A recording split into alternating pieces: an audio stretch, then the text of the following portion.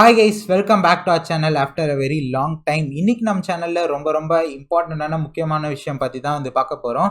FTX exchange சுற்றி நிறைய fudge அப்படிங்கிறது இப்போ வந்துட்டு வந்துருக்குது. அதனாலேயே பார்த்தீங்கன்னா இன்றைக்கி எஃப்டிஎக்ஸ் எக்ஸ்சேஞ்சோட டோக்கனான எஃப்டிடி 30% மேலே ஃபாலோ இருக்குது. சொலோனாலாம் 15-20% மேலே ஃபாலோ இருக்குது. நிறைய டோக்கன்ஸ் இந்த மாதிரி பயங்கரமான டம்ப் அப்படிங்கிற ஃபேஸ் பண்ணிட்டு வந்திருக்குது. அண்ட் ஆல்சோ சிஜிக்கும் சாமுக்குமே ரொம்ப காலமாக கோல்டு வார் இருந்துட்டு வந்திருக்குது போல். இப்போ அது பெரிய லெவலில் பர்ஸ்ட் ஆகிட்டு இருந்துட்டு வந்திருக்குது. இதுக்குள்ளே நிறைய பேர் மோனோபோலி ஆக ட்ரை பண்ணிட்டு வந்திருக்காங்க. பாலிடிக்ஸ் உள்ள கொண்டு ட்ரை பண்ணிட்டு வந்திருக்காங்க. ஸோ பேசிக்காக இந்த விஷயத்துக்கு பற்றின அவுட்லைன் தான் நம்ம இந்த வீடியோவில் பார்க்க போகிறோம். எஃப்டிஎக்ஸ்க்கும் பினான்ஸ்க்கும் அப்படி என்ன ஒரு ஃபைட் மாதிரி போயிட்டுருக்கு அப்படிங்கிற பற்றி நம்ம கண்டிப்பாக தெரிஞ்சுக்கிட்டே ஆகணும். அண்ட் ஆல்சோ பார்த்தீங்கன்னா எஃப்டிடி இந்த அளவுக்கு டம்ப் ஆகிருக்குது. இப்போ நம்ம அதை வாங்கலாமா, சொலோனா வாங்கலாமா அப்படிங்கிற பற்றியும் நம்ம இந்த வீடியோவில் பார்க்க போகிறோம். இது கண்டிப்பாக நீங்கள் தெரிஞ்சுக்கோங்க. ஏன்னா இதில் இந்த இண்டஸ்ட்ரியே அழிக்கிற அளவுக்கு ஒவ்வொருத்தங்க பிஸ்னஸ் ரீதியாக கொண்டு போயிட்டு வந்திருக்காங்க.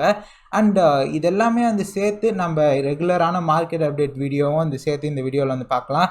பிட்காயினோட டெக்னிக் அனாலிசிஸ், எத்தீரியம் டெக்னிக் அனாலிசிஸ்லாம் பார்க்க போகிறோம். கைஸ், இந்த வீடியோவில் இதை பற்றி தான் பார்க்க போகிறோம். நீங்கள் நம்ம சேனல் ஃபர்ஸ்ட் டைம் பார்க்குறீங்கன்னா என் பேர் அஜித், நீங்கள் பார்க்க கிரிப்டோ நாலேஜ் தமிழ். ஸோ இப்போ இந்த வீடியோக்குள்ளே போகலாம்.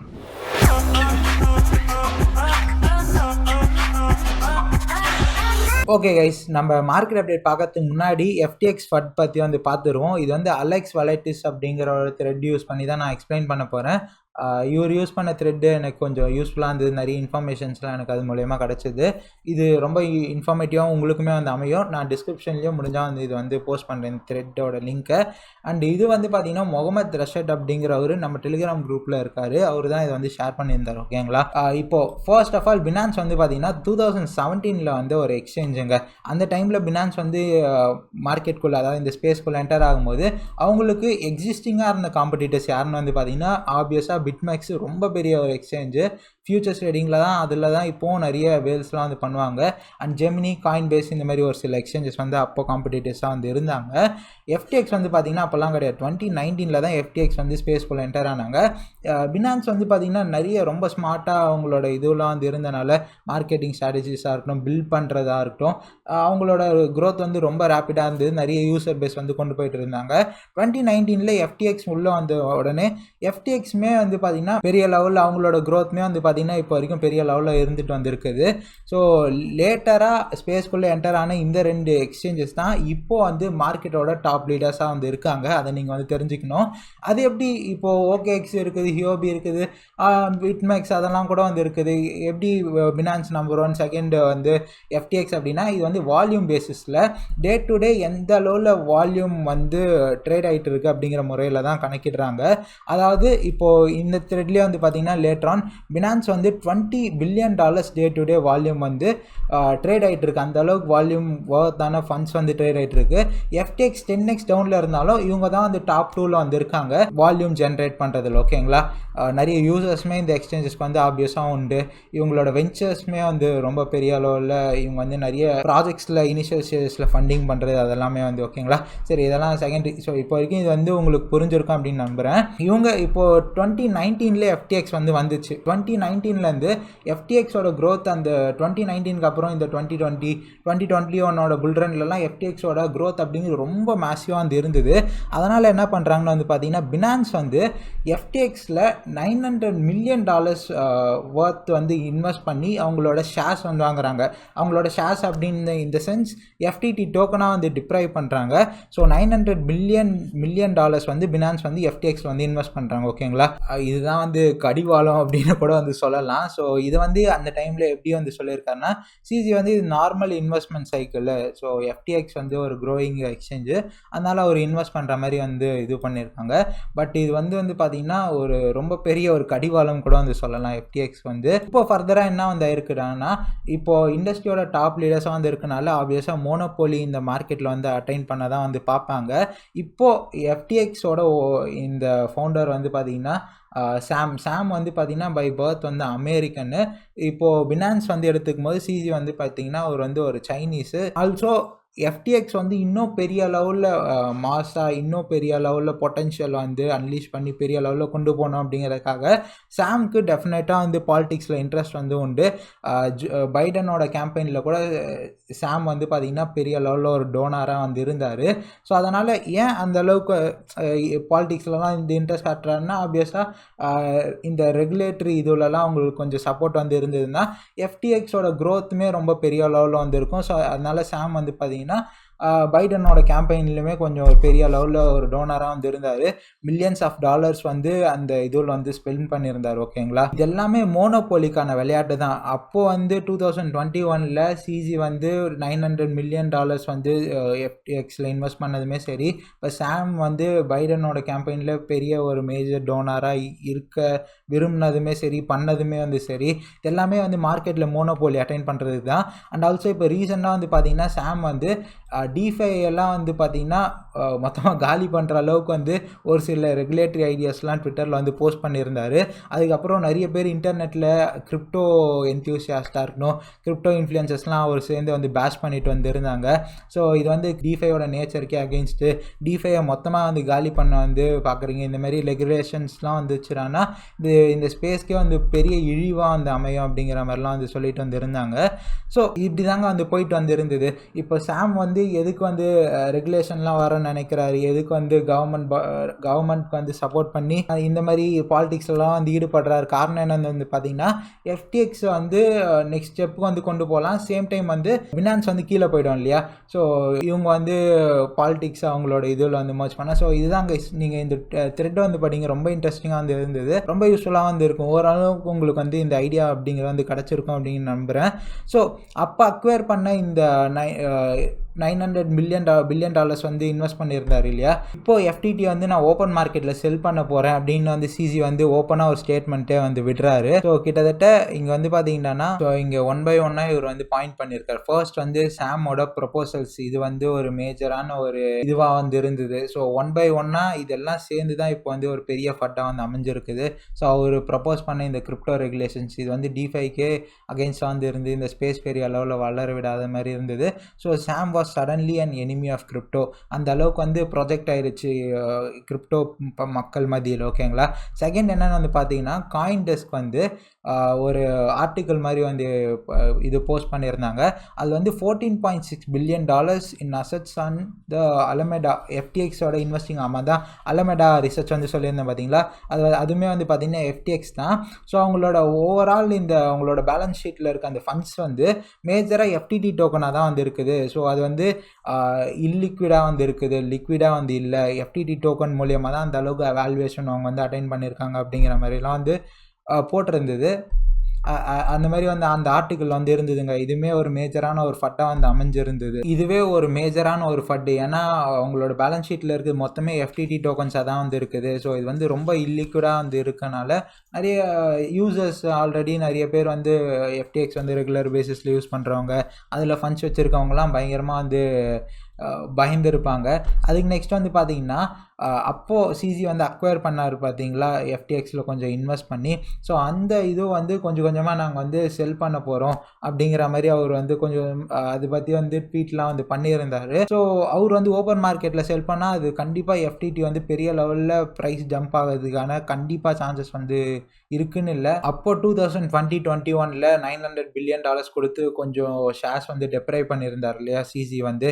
அந்த பர்டிகுலர் ஷேர்ஸ் வந்து இப்போ கொஞ்சம் கொஞ்சமாக செல் பண்ணுறது கொஞ்சம் அது வந்து ஏன்னா அது வந்து ஒரு பெரிய அமௌண்ட்டு கிட்டத்தட்ட அந்த டைம்லேயே வந்து $900 billion இப்போது அது ஒரு சில $1 billion இருக்கும். $900 million ஆனது வந்து. ஸோ அவர் வந்து ஓப்பன் மார்க்கெட்டில் செல் பண்ணார்னா இப்போது எஃப்டிடியோட மார்க்கெட் கேப் வந்து அரௌண்ட் ஒரு $3 billion என்னமோ வந்து இருந்தது நேற்று வந்து. ஸோ அப்படி இருக்கனால அது வந்து மேஜராக ஒரு பெரிய ஒரு கிராஷு ஒரு 20-30% ஈஸியாக ஃபாலோ ஆகிற அளவுக்கு வந்து இருக்கும். ஏன்னா அந்த அளவுக்கு பெரிய குவான்டிட்டியில் வந்து செல் பண்ணால். ஸோ அதனால் என்ன பண்ணாங்கன்னா கரோலின் அவங்க தான் வந்து பார்த்திங்கன்னா இப்போது அலமெடா ரிசர்ச்சோட சிஇஓ வந்து இருக்காங்க. ஸோ அவங்க வந்து நீங்கள் ஓப்பன் மார்க்கெட்டில் செல் பண்ணாதீங்க, இது வந்து ஓடிசி டீலாக வந்து வச்சுக்கலாம், நாங்கள் வந்து எஃப்டிடியை $22 கூட வந்து வாங்கிக்கிறோம் அப்படிங்கிற மாதிரிலாம் ட்வீட் போட்டிருந்தாங்க. ஸோ இந்த மாதிரி தாங்க இது வந்து போயிட்டு வந்து இருக்குது. நிறைய ஃபட்ஸ் அப்படிங்கிற எஃப்டிஎக்ஸ் சுற்றி வந்து இருக்குது. பட் இதனாலலாம் எஃப்டிஎக்ஸ் வந்து இன்சால்வெண்ட் ஆகிறதுலாம் வந்து வாய்ப்பே இல்லை. இது வந்து ஒரு செல்சியஸ் மாதிரிலாம் இல்லை. எஃப்டிஎக்ஸ் வந்து ஒரு பெரிய ஒரு பிராண்டு, அவங்க வேறு லெவலில் வந்து இருந்துகிட்டு இருக்காங்க. ஸ்டில் இந்த ஃபட் யூஸ் பண்ணி மேபி நம்ம எஃப்டிடி டோக்கன்ஸ்லாம் கொஞ்சம் அக்வயர் பண்ணலாமா அப்படின்னு வந்து கேட்டிங்கன்னா, ஆப்வியஸாக மேபி இப்போது கொஞ்சம் வந்து ஒரு $15-14 வந்து நான் கொஞ்சம் வந்து பை ஆர்டர்ஸ் வந்து போட்டிருக்கேன். $15 கொஞ்சம் வந்து வாங்கியிருந்தேன். 15 கிடையாது, 15.8 சம்திங்கில் கொஞ்சம் வந்து வாங்கியிருந்தேன். அண்ட் இது ரெண்டுமே இப்போ நான் வந்து பினான்ஸ்க்கு வந்து சப்போர்ட் பண்ணேன்னா, எஃப்டிஎக்ஸ் சப்போர்ட் பண்ணால் ரெண்டுமே கிடையாது கைஸ். மோனோபோலி அப்படிங்கிறது இவங்க ஆப்வியஸாக 2 பேருமே அட்டைன் பண்ண ட்ரை பண்ணுறாங்க. பட் இந்த ஸ்பேஸ்க்கு வந்து மோனோபோலி தேவையில்லை. நெக்ஸ்ட் இந்த ஸ்பேஸ் வந்து வளரணுன்னா ஆல்ரெடி இப்போது $3 trillion போயிட்டு இது வந்து ஒரு பெரிய ஒரு இண்டஸ்ட்ரியாக வந்து இருந்தது. அண்ட் இது வந்து இந்த அளவுக்குலாம் அகெயின் வந்து ஒரு பெரிய பியர் மார்க்கெட், சீஸ்னல் மார்க்கெட்டாக பேக் டு சீஸ்னல் மார்க்கெட்ஸ் மாதிரி வரும் அப்படிங்கிற யாரும் வந்து எக்ஸ்பெக்ட் பண்ணதில்லை. ஸோ ரெண்டுமே வந்து சிசியாக பினான்ஸாக இருந்தாலும் சரி, எஃப்டிஎக்ஸாக இருந்தாலும் சரி, யாருமே மோனோபோலி ஆகிட்டாங்கன்னா அது இந்த ஸ்பேஸ்க்கு வந்து கண்டிப்பாக நல்லது இல்லை. விட்டு கொடுத்து இந்த ஸ்பேஸ் எப்படி மென்மேலும் வளர்க்குறது அப்படிங்கிறது தான் ஒரு நல்ல விஷயமா அந்த ஆப்வியஸாக வந்து இருக்கும்.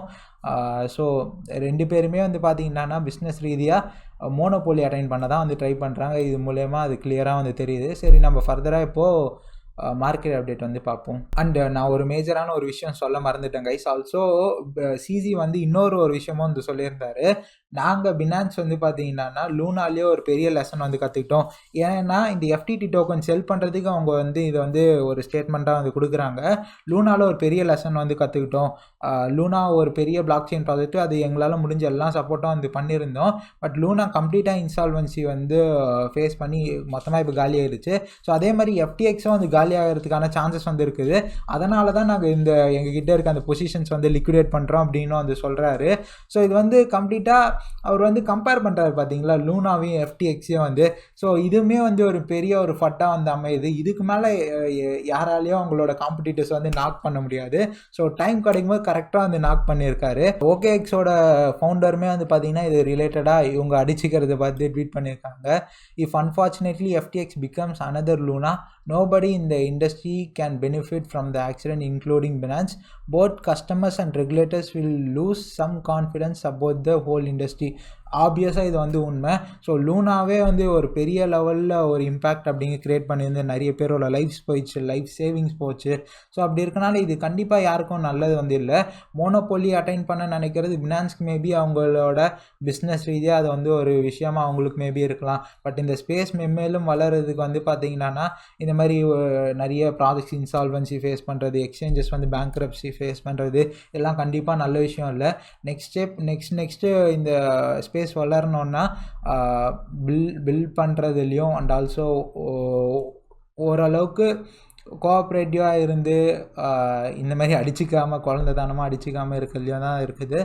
ஸோ கைஸ், சரி நம்ம இப்போ மார்க்கெட் அப்டேட் வந்து பார்ப்போம். மார்க்கெட் அப்டேட் வந்து பிட்காயின் வந்து எல்லா டைம் ஃப்ரேம்ஸ்லையும் எப்படி இருக்கா அதை பற்றி வந்து டிஸ்கஸ் பண்ணலாம். பெரிய லெவலில் வந்து பார்க்க போகிறது இல்லை, ஆல்ரெடி வீடியோவில் பெருசாக போயிடுச்சு. அண்ட் இந்த மந்தோட ஈவெண்ட்ஸ் இன்றைக்கி வந்து யூஎஸில் வந்து எலெக்ஷன்ஸ் வந்து போயிட்டுருக்கு இந்த டைமில் வந்து.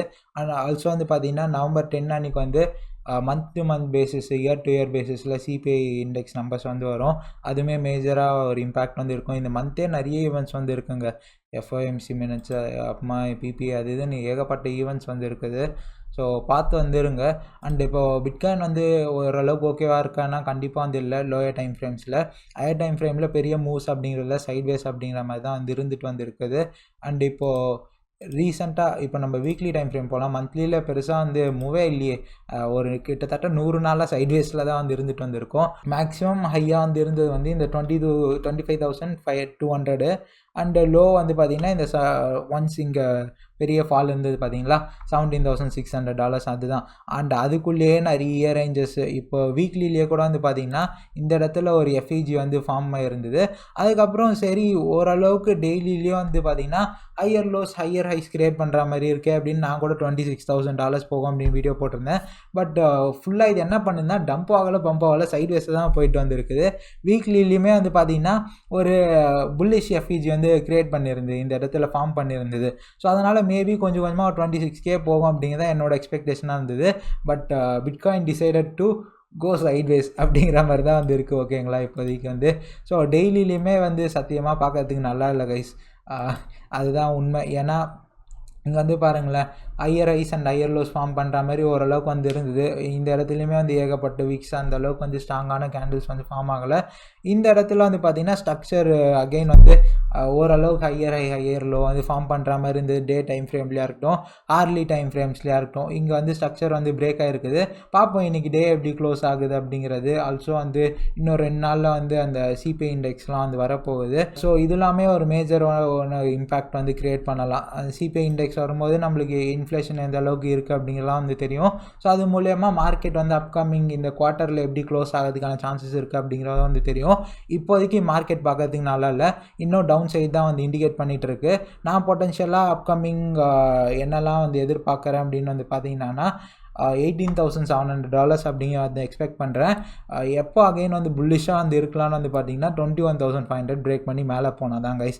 மேபி இன்னொரு லோ கூட ஃபார்ம் ஆகிறதுக்கான சான்சஸ் வந்து இருக்குது கைஸ்.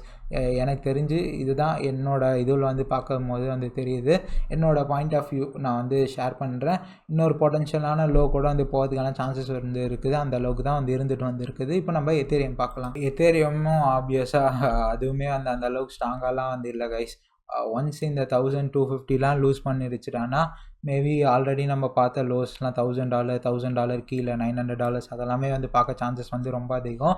ஸோ இப்போதைக்கு மேக்ஸிமம் உங்ககிட்ட அதை தான் நான் நம்மளோட டெலிகிராமில் கூட வந்து ஷேர் பண்ணியிருந்தேன். நான் வந்து ஒரு சிலது வாங்க சொல்லியிருந்தேன். FTT, FTM, சூஷி, DYDX அதெல்லாமே வந்து ஒரு நல்ல ரிட்டர்ன்ஸ் வந்து கொடுத்துருந்தது. அது வந்து பார்த்திங்கன்னா நான் வந்து ஒரு வாரம் முன்னாடி இந்த போஸ்ட் பண்ணுறதுக்கு ஒரு வாரமோ 1.5 வாரம் முன்னாடி வந்து சொல்லியிருந்தேன். அது செல் பண்ணவும் வந்து சொல்லியிருந்தேன் November 5 அன்றைக்கி.